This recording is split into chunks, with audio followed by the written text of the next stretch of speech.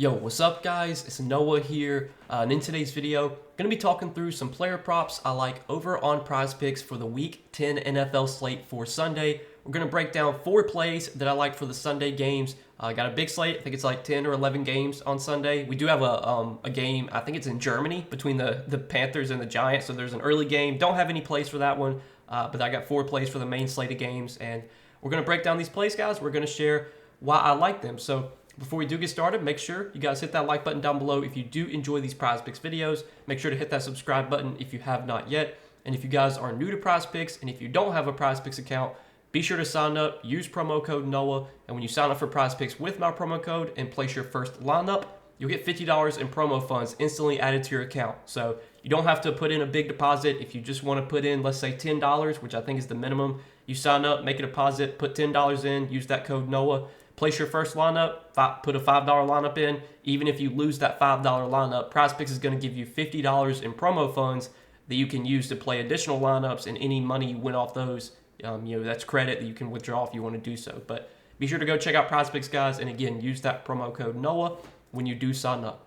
And also, I do want to give a shout out to Sleeper. Sleeper's running a cool promotion right now for a limited time only. You can get your first deposit matched up to $1,500 when you sign up and use code NOAH. So if you're someone that does have a larger bankroll, if you are someone that can put in a large deposit, Sleeper is going to match your first deposit up to $1,500. So if you sign up, make a deposit, use code NOAH. If you deposit $1,500, they're going to give you an additional $1,500 to play with. So you'll have $3,000 in your Sleeper account that you can use to play lineups and hopefully build a bankroll, make some money. Obviously, you don't have to put in a big deposit. This is kind of for the people that do have the funds to put in a large deposit. But if you have wanted to try out for Sleeper, again, for a limited time only, they're going to give you 100% match on your first deposit up to $1,500 when you sign up and use code NOAH.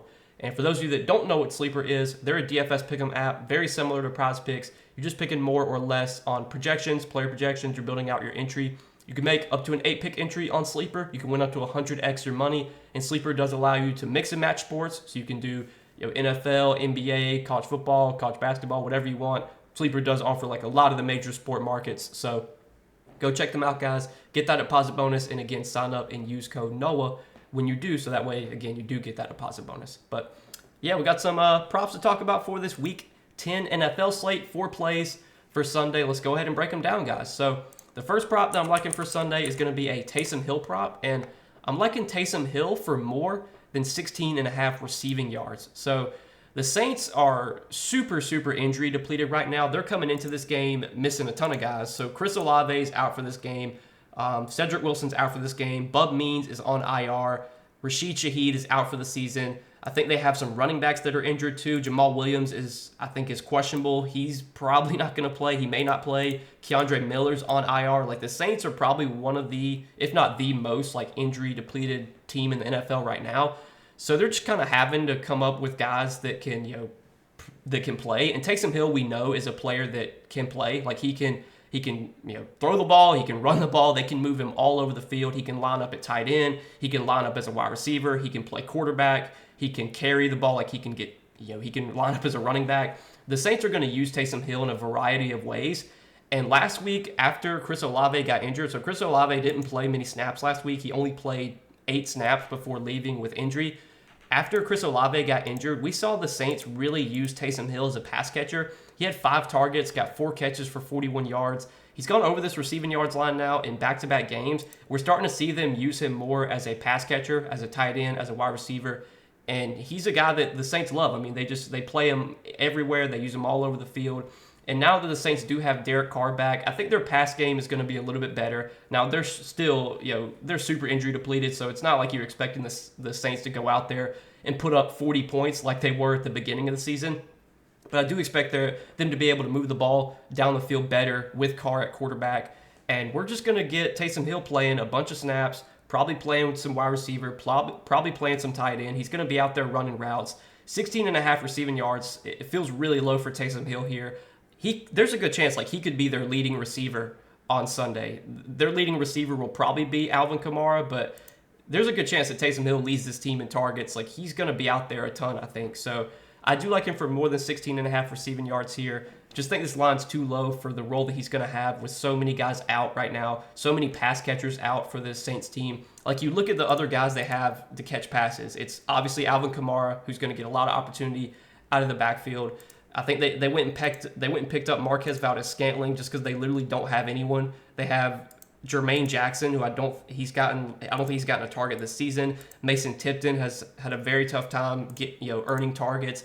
And then they have tight ends like Jawan Johnson, Foster Moreau, who are not guys that are gonna go out there and demand a bunch of volume. So the Saints are probably gonna try and run the ball as much as possible, but this is probably gonna be a game script where they're gonna be forced to throw at some point. They're 3.5-point underdogs facing the Falcons. The Falcons' offense has looked good this season. The Falcons' offense has been able to put up points.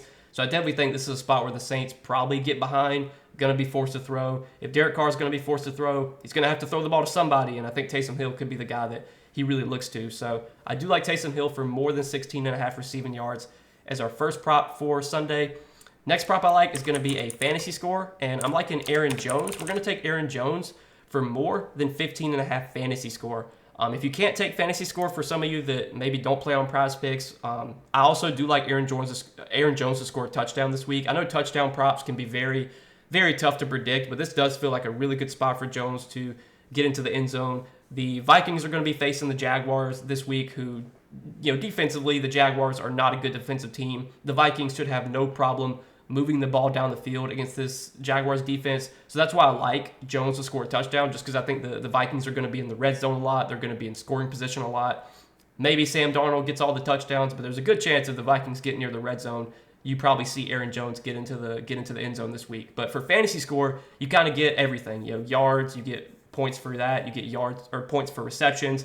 Prizepicks, their fantasy score system. If you ever want to know how it's calculated, just click scoring chart. You can see how fantasy points are calculated. Very simple. It's just like every fantasy football league. It's full PPR, so you do get a point per reception. And that's huge because Aaron Jones is a good pass-catching running back. He is someone that the Vikings will use in the passing game. And the Jaguars have been one of the worst, if not the worst team defensively this season in terms of like giving up receptions, receiving yards to running backs. So far this season, I believe the Jaguars, they're allowing the second most receptions so far this season, and I think they're like top 5 in receiving yards allowed as well. Let me check that just to confirm.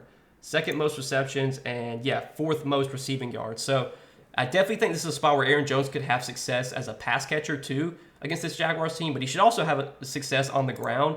The Jaguars defense, in terms of what they've allowed to running backs on the ground, they're still giving up a decent amount of rush yards. They're giving up, they're about middle of the pack in terms of rush yards allowed, but they're giving up a lot of receptions, a lot of receiving yards. They're giving up touchdowns, and overall, they've given up the 5th most fantasy points to running backs, which obviously kind of just accounts for everything: yards, receptions, receiving yards, touchdowns, stuff like that.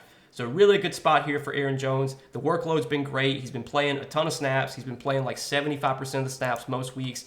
I think 2 weeks ago against the Rams, he played like over 90% of the snaps, which you almost never see NFL running backs play over 90% of the snaps. But Jones played 92% of the snaps in their Week 8 game. Last week, he played 75% of the snaps.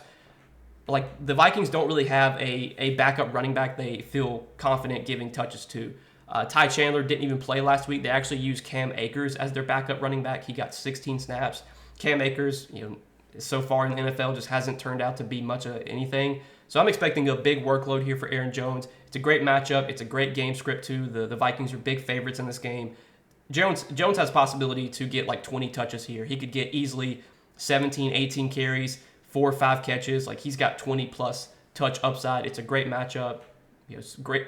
Really, you can't poke any holes, I think, in Aaron Jones' spot this week. And I was doing some cross-referencing for projections. I like to compare industry fantasy point projections back to Prizepicks. And the projections that I look at, they have Aaron Jones projected around 18.5 fantasy points. I think Prizepicks is a little low on their line here of 15.5 on Jones. So we're going to take Aaron Jones for more than 15.5 fantasy score. Now, the last 2 props I like for Sunday, we're going to do a correlated stack. So you can do correlated stacks on Prizepicks, and if you do a stack like a quarterback wide receiver stack and then you play 2 props from different games, you can still get a 10x payout on a 4-pick power entry, which is what we're going to do here. So we're going to do a correlated stack of Cooper Rush. We're going to take Cooper Rush for more than 207.5 pass yards, and we're going to pair him with CeeDee Lamb more than 60.5 receiving yards. So these two props directly correlate. Every yard that Cooper Rush, or every yard that CeeDee Lamb gets is most likely coming from Cooper Rush, unless they do a trick play or unless Cooper Rush gets benched, which obviously we don't hope that happens. So I like taking these two guys, pairing them together. Cooper Rush going to make the start here in place of Dak Prescott. Now, we haven't seen Cooper Rush at all this season, and I don't think he played any last season.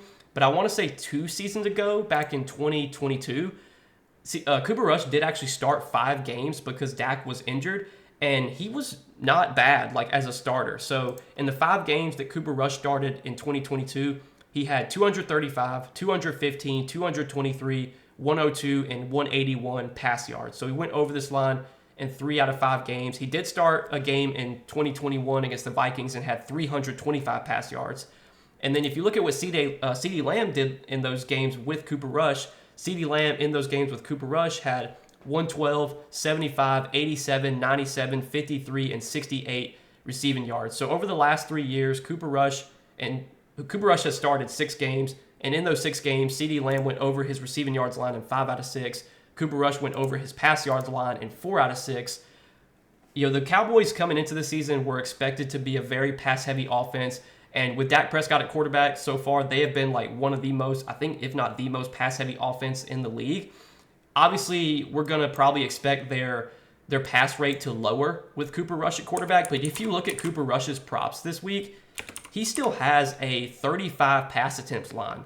Like, I think if Dak Prescott was playing this week, Dak Prescott's pass attempts line would probably be like 37.5. So it's not like we're expecting, or at least the books, they're not expecting the Cowboys to just like completely abandon the pass game. Now, are the Cowboys going to be as efficient moving the ball down the field through the air with Cooper Rush at quarterback compared to Dak? Probably not. Their efficiency is probably not going to be as good.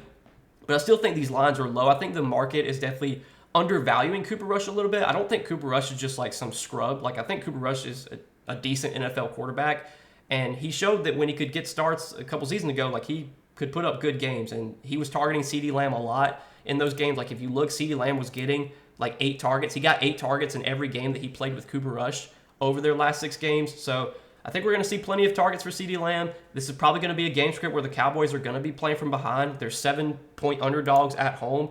I do like that this game is being played at home in Dallas. It's in the Dome. Typically, if you're going to see an NFL game be a shootout, those typically happen in domes just because you don't have to worry about weather, stuff like that. So I think being in the Dome also helps these guys, helps Cooper Rush, helps CeeDee Lamb. If they're going to be playing from behind, if Cooper Rush is going to throw the ball 35 times like he's projected for, I think we got a pretty good chance of getting 208 pass yards. And if Cooper Rush throws for 208 pass yards, there's also a very good chance CeeDee Lamb has 61 receiving yards. So those two props do directly correlate. Don't think I would play them separately. I would definitely just stack them together because I think you play for the correlation there. And like I said, when you do a correlated stack and then you take 2 separate props from a different game, you still get a 10x payout. Whereas, let's say, for example, let's say we take out the Aaron Jones prop and then we put in a prop on the Eagles game, which is on the same side. So let's do an Eagles prop, and let's just take A.J. Brown, for example. You do that, the payout goes down to 8.5x. So that's why you kind of have to play around. Obviously, there's same game correlation there, so that's why they're deducting the payout. But when you don't, take 2 props or take 3 props from the same game, like if you do just a 2-pick stack and then take 2 props from different games, you don't get that payout deduction. So those are the 4 props we're going to roll with, guys. Taysom Hill going to do more than 16.5 receiving yards. Aaron Jones, more than 15.5 fantasy score. And then a quarterback receiver stack of Cooper Rush, more than 207.5 pass yards, paired with CeeDee Lamb, more than 60.5 receiving yards. You play these at a 4-pick power, it still pays out 10x. So hopefully we can go 4 for 4 here. We can get that 10x payout. But as always, guys, I do appreciate you watching these Prizepicks videos and supporting the Prizepicks content. Make sure you guys hit that like button down below if you did enjoy these videos. Make sure you hit that subscribe button if you have not yet. Also, if you guys are new to Prizepicks, make sure to sign up for Prizepicks. Use that promo code NOAH when you do. When you sign up for Prizepicks with my promo code, and when you place your first lineup, you get $50 in promo funds instantly added to your account. So go check out Prizepicks if you guys have not yet. But good luck this week. Thanks for watching, guys, and we'll see you in the next video.